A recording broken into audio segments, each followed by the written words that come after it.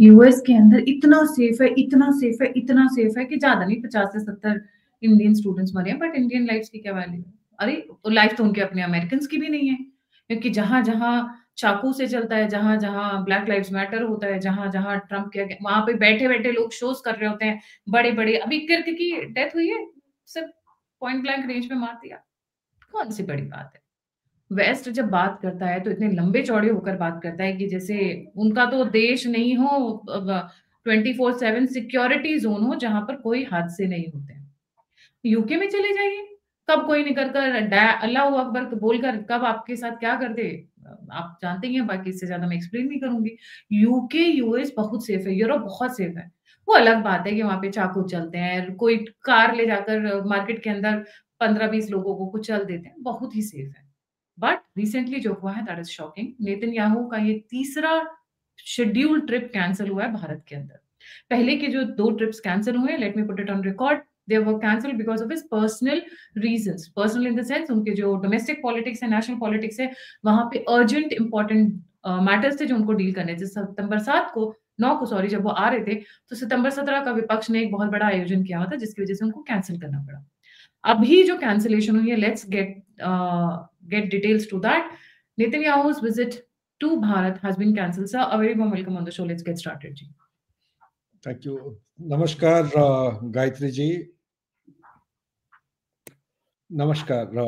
Thank you so much for having invited me and coming straight to the question जो आप preamble में cover किए हैं, ये तीसरी बार नेतान्याहू साहब का विजिट कैंसिल हुआ है हिंदुस्तान की विजिट में। एक अप्रैल में होना था, उसके बाद सितंबर, उसके बाद अभी दिसंबर के महीने में होना था, और सुनने में ये आ रहा था कि ये tentatively first week of December, उसमें नरेंद्र मोदी जी, नेतान्याहू और प्यूटिन का एक साथ होने का काफी 2-3 जगह से मेरे पास इनपुट आए होने का संभावना था। लेकिन कारण वो नहीं है कैंसिलेशन का। कारण जितना मेरे को समझ में आया है कि पिछले 2-3 घंटे से मैं जगह जगह से कोरोबोरेट करने की कोशिश कर रहा हूँ। कारण ये है कि जो पहलगाम का अटैक हुआ था 22 अप्रैल 2025 को, मेरे को थोड़ा बहुत पता था कि हमास के हाथ है, लेकिन आज जो मेरे को इनपुट मिला है ये रिसर्च के दौरान, इसमें almost very close to being confirm कि ये पहलगाम अटैक से पहले हमास का कोई एक सीनियर लीडर उनके स्पेशल फोर्सेस के हेडक्वार्टर्स में विजिट किए थे। तो आप यहां से अंदाज लगा सकते हैं, और ये भी कहा जा रहा है कि उनके कहने पर उनका जो डायरेक्शंस था काफी हद तक उसको अमल किया गया था ये पहलगाम की ऑपरेशन में। But we have to wait for the solid evidence, only then we can come to a conclusive kind of a stance. Number 2, ये भी कहा जा रहा है कि आप देखेंगे कि इजरायली जो जब भी आए हैं हिंदुस्तान के अंदर, most of the important leaders या visitors they have been targeted. For example 26/11 में जो ताज होटल का अटैक हुआ था मुंबई में, उसमें जितने भी थे टूरिस्ट होटल में जो थे जिनका डेथ हुआ था 175 करीब करीब, उसमें कुछ इजरायली थे जो इनको टारगेट किया गया था। इसी तरह करीब 10-11 साल पहले इनकी जो डिप्लोमेटिक मिशन की जो हेड हैं इंडिया में, दिल्ली में इनके गाड़ी के ऊपर हमला किया गया था। इसी तरह यह सुनने में मिल रहा है कि ये जो दिल्ली वाला ब्लास्ट है, ये दिल्ली वाला ब्लास्ट के साथ हमास की हाथ जुड़ा हुआ है। और कहाँ तक, हमें थोड़ा सा पेशेंस की जरूरत है। आने वाले समय में हो सकता है कि चंद एक दिनों के अंदर कुछ ठोस सबूत के साथ हमारे इंटेलिजेंस एजेंसीज कुछ ना कुछ बाहर लेके आएंगे, शेयर करेंगे ओपन मीडिया के साथ। तब जाके हम यकीनन कह सकते हैं कि ये हमास की हाथ। आज के दिन में हमास की थ्रेट, जितने भी इजरायली के जो अहम नुमाइंदे हैं, उनके पीछे वो टारगेट करने की कोशिश कर रहे हैं मोसाद का जाल बिछा होने के बावजूद। तो इसीलिए ये एक टक्कर चल रहा है अभी, राइवलरी बिटवीन मोसाद और हमास का जो नेटवर्क है, ये जुड़े हुए हैं। अलग अलग संस्था, अलग अलग ग्रुप्स का नाम लेते हुए, पर्टिकुलरली जो जैश मोहम्मद है, जैश मोहम्मद के साथ हमास का हाथ जुड़ा हुआ है। चाहे बांग्लादेश की बात करिए या हिंदुस्तान में जो कैलिफेट बन रहे हैं उसकी बात करिए, या जम्मू कश्मीर में। मैं सुन के बहुत हैरान हो गया, पहले तो झंडा देखे थे, लेकिन अभी रिपोर्ट यह आ रहा है आज की सुबह से 2-3 घंटे से कि even in Jammu Kashmir, although proxy war has reduced considerably, south of Pir Panjal ranges में जो जो अटैक हुए हैं और ये एक्सटेंडेड स्टैंड ऑफ स्टार्ट होने के बाद इसमें भी कुछ ऐसा चीजें उभर के आ रहे हैं कि इसमें हमास का हाथ था। इनकी ट्रेनिंग जो है पाकिस्तान के ट्रेनिंग कैंप्स में दिए गए थे, और ये जो टेररिस्ट ग्रुप्स हैं, जैश मोहम्मद का जो ग्रुप है, इनकी ट्रेनिंग कैंप है उनकी ये हुआ था बहावलपुर में। बहावलपुर में ये भी रिपोर्ट मेरे पास आज आया है कि करीब करीब, मैं एक्चुअली विश्वास नहीं कर सकता, मेरे को थोड़ा कोरोबरेट करने की और जरूरत है, 8,000 हमास की मौजूदगी थी। 8,000 हमास कर क्या रहे थे वो? तो ये सारे, जी सर, ये भी खबर मेरे पास आया है आज सुबह, जो मैं 2-3 घंटे से कांटेक्ट करके खबर हासिल करने की कोशिश कर रहा हूं। मेरे पास ये खबर है कि हमास के तकरीबन तादाद 8,000, हमें थोड़ा टाइम की और जरूरत है, इसको कोरोबरेट करना है, मल्टीपल सोर्सेस, ओपन सोर्सेस उस इन से, लेकिन मेरे पास आज सुबह आया है ये खबर कि 8,000 हमास की नुमाइंदे यहाँ पे ट्रेनिंग के लिए आए थे। जैश मोहम्मद कब आए थे? ये 2024 की बात है ये। और आए थे कहां पे रह रहे थे? उनका बिलेटिंग फैसिलिटी वहीं पे है, बहावलपुर में ट्रेनिंग होता है, लॉजिस्टिक बेस है, और वहीं से वो लॉन्च होते हैं अलग अलग लॉन्च पैड के लिए attack, the south of Pir Panjal और जम्मू कश्मीर के अंदर। तो इसीलिए मैं ये कहूंगा कि यस, काफी हद तक ये सच है कि उनके लाइफ के ऊपर आज के दिन में थ्रेट है, क्योंकि जो इजराइल का जो टर्न ऑफ इवेंट्स हो रहे हैं, 20 पॉइंट प्रपोजल देने के बाद डोनाल्ड ट्रंप का, कितना कामयाब हो पाएगा ये, कितना नहीं हो पाएगा, टाइम विल टेल। लेकिन शुरुआत की जो एक्सचेंज ऑफ प्रिजनर्स और जो उनके जो होस्टेजेस हैं, ये काफी सक्सेसफुली, काफी हद तक ये अचीव कर चुके हैं। और दूसरा, इनका जो येलो लाइन है, यहाँ तक इजरायली फोर्सेस ऑलरेडी आ चुके हैं। और तीसरा है कि हमास को किस तरफ डिसआर्म करेंगे, यहीं पे उनका वो टक्कर चल रहा है। और 3 दिन पहले आप सबको पता होगा कि हमास के ऊपर फिर से इजराइल ने गोलाबारी किया है, गोला गिराया है 3 दिन पहले, उसमें काफी नुकसान हुआ है हमास की। तो इस किस्म की जो अटैक्स हो रहे हैं, आपको 1-1.5 महीने पहले आपको पता होगा कतार के जो, जहां पे पीस टॉक इनका नेगोशिएट होते हैं, वहां पे हमास को टारगेट किया गया था, इजरायली फोर्सेस किए थे, ये अमेरिका को पता नहीं था। जहां अमेरिका का टैसिट नॉलेज के साथ कुछ बहाना करके वो अटैक करने की कोशिश किए हैं। तो इसीलिए ये जो खबर आ रहा है कि yes, Netanyahu is one of the important targets of Hamas. They will target in India and outside India. Therefore, he has to take additional precautions so as to safeguard himself from these kind of dangers. That is all, madam. आपकी तरफ से कुछ अगर point है, आप अगर बताना चाहते हैं, बोल सकते हैं। सर, दिल्ली ब्लास्ट में हमास का जो हाथ है वो किस तरीके से निकल कर आ रहा है? Were they involved in training, were they involved in logistics, किस तरीके से? फिलहाल मेरे जो बताया गया है, इसका कुछ बहुत सारे अंग है। ये जो ट्रेनिंग का जो मेरे पास आया है खबर कि इसकी ट्रेनिंग, जो एक्सप्लोजिव हैंडलिंग है, ये जो एमोनियम नाइट्रेट, इसको, पहली बात तो एमोनियम नाइट्रेट हिंदुस्तान से नहीं है, मेरे को कोई कह रहा था न्यू से खरीदा गया है। न्यू एक जगह है वो हरियाणा बॉर्डर में, गुड़गांव के आसपास। खबर तो वो भी है कि करीब काफी 50-60 बैग वहां से लेकिन मेरे पास जो खबर आ रहा है, ये बांग्लादेश से एक्सपोर्ट हुआ है। इनकी ट्रेनिंग बांग्लादेश के अंदर हुई है, हमास का ट्रेनिंग। और ये उल्फा के जो कैंप करीब 4 या 5 थे, उसमें से 2 कैंप में ये यहाँ पे कॉन्ट्रडिक्शंस इसलिए हो रहे हैं क्योंकि Lashkar o Taiba is learn to have train these people, they are not Hamas. ये जो जैश मोहम्मद की नुमाइंदे हैं, लश्कर ए तैयबा ट्रेनिंग जैश मोहम्मद, मेरे को ये एक्सेप्टेबल नहीं है। थोड़ा मैं करोबरेट करना चाहता हूं, क्योंकि they can't see I to आई, एक दूसरे का उनका टक्कर चलते रहता है।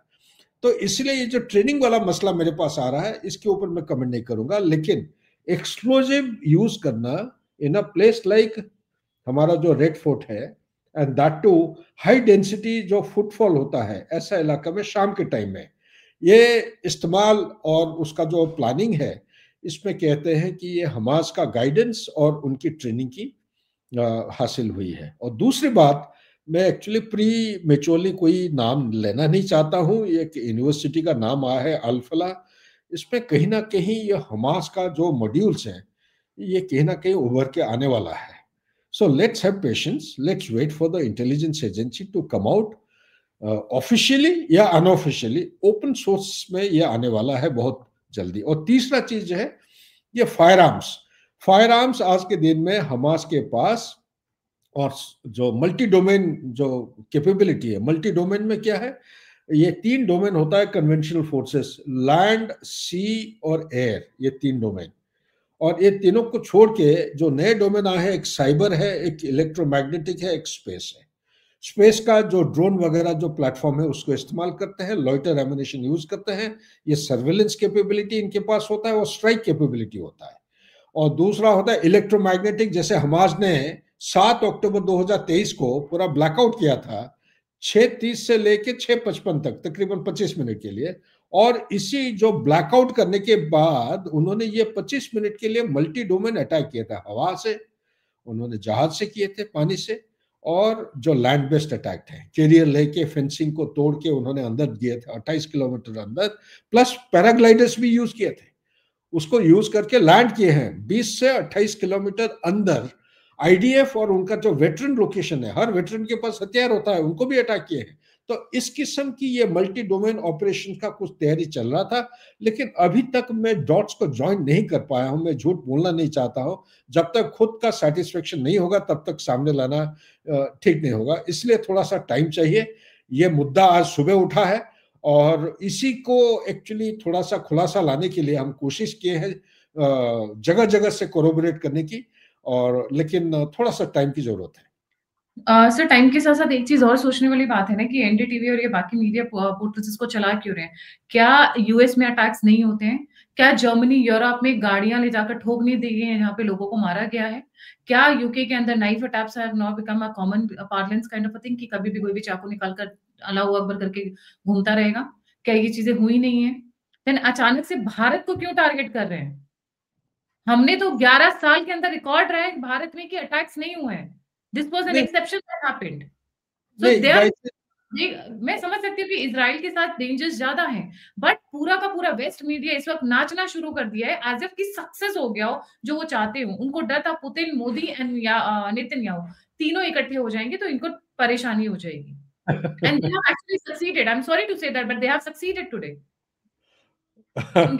in getting done आपकी what बात they सही है।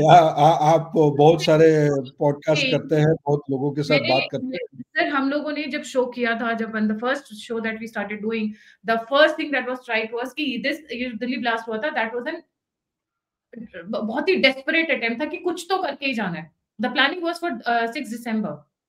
क्यों 6 दिसंबर? क्योंकि Putin is coming, Netanyahu is also around the same time, so they wanted to make the world know कि भारत कितना अनसेफ है। अरे अनसेफ है तो आपका अमेरिका में क्या कर रहे हो?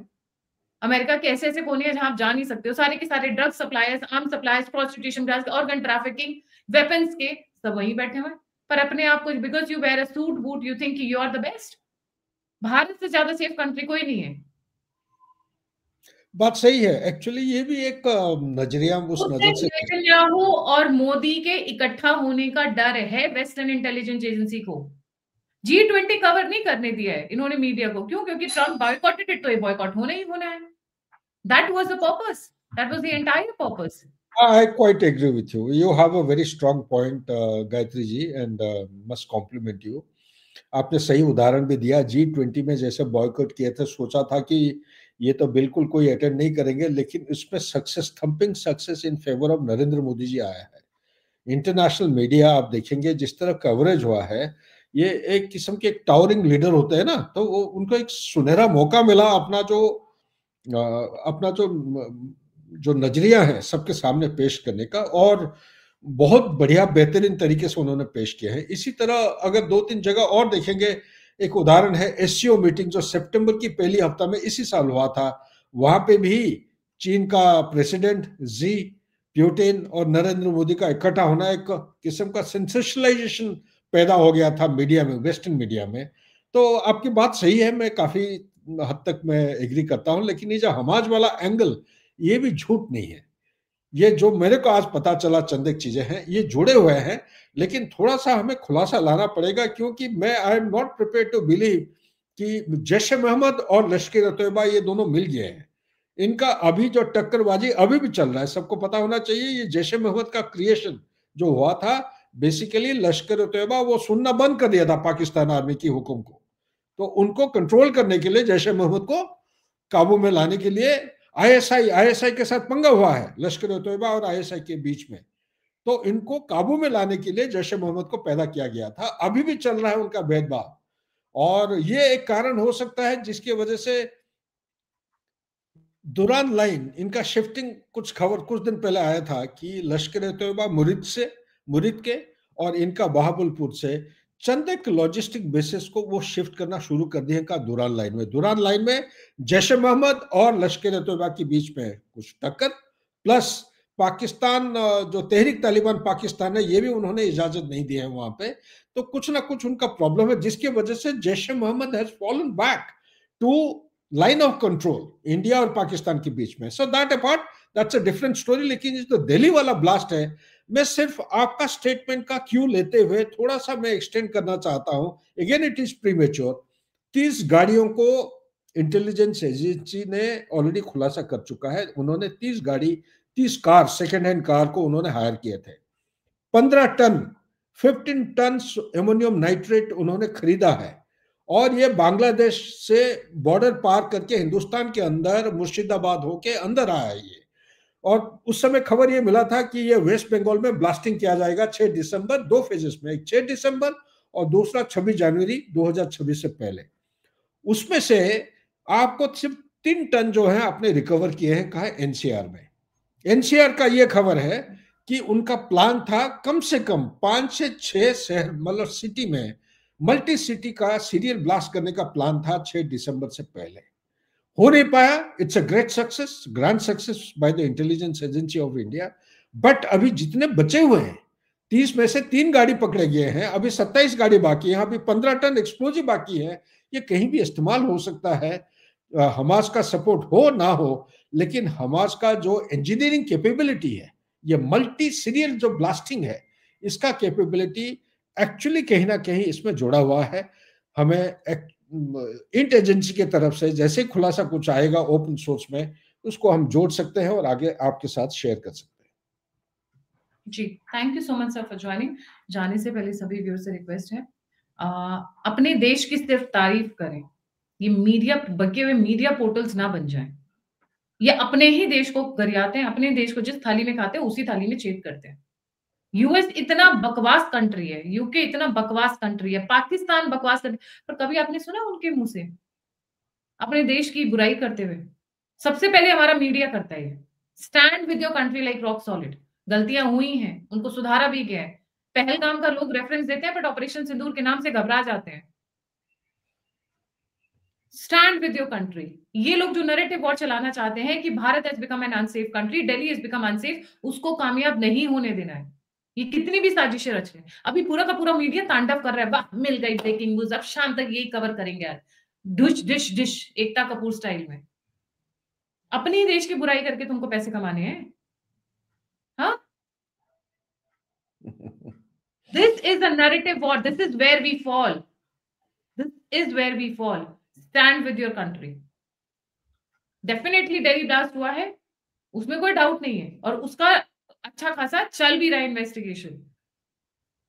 पर एक गलती का मतलब ये नहीं है कि तांडव करेंगे सर पे। इनके यहाँ 50 गलतियां होती हैं। इन्होंने पाल के रखा हुआ है आर्म्स लॉबी को, इन्होंने पूरी दुनिया को बीमार बना के रखा हुआ है फार्मा लॉबी से, पूरी दुनिया को ऑयल और पेट्रोल के नाम पर बेवकूफ बना रखा है इन्होंने। पर कभी सुना है ये अपने इसके बारे में बात करते हुए, कभी डिस्कस करते हुए? तो why should we talk? We will do. हमारे घर के अंदर जैसा भी है हम उसको सुधारेंगे, बट इसका मतलब ये नहीं है कि तुम्हें हम अपने यहाँ आने देंगे। The moment you give them a chance is the moment you already are losing. Thank you so much sir. Please like, subscribe and share the alternate media. अगर आप कंट्रीब्यूट करना चाहते हैं, मेरी सहायता करना चाहते हैं, तो नंबर और जो पे स्क्रीन के ऊपर है। आप फीडबैक देना चाहते हैं, मुझसे जुड़ना चाहते हैं, तो सभी के सभी लिंक्स डिस्क्रिप्शन बॉक्स में। इसी के साथ जय हिंद, जय श्री राम, हर हर महादेव। Thank you Gayatri.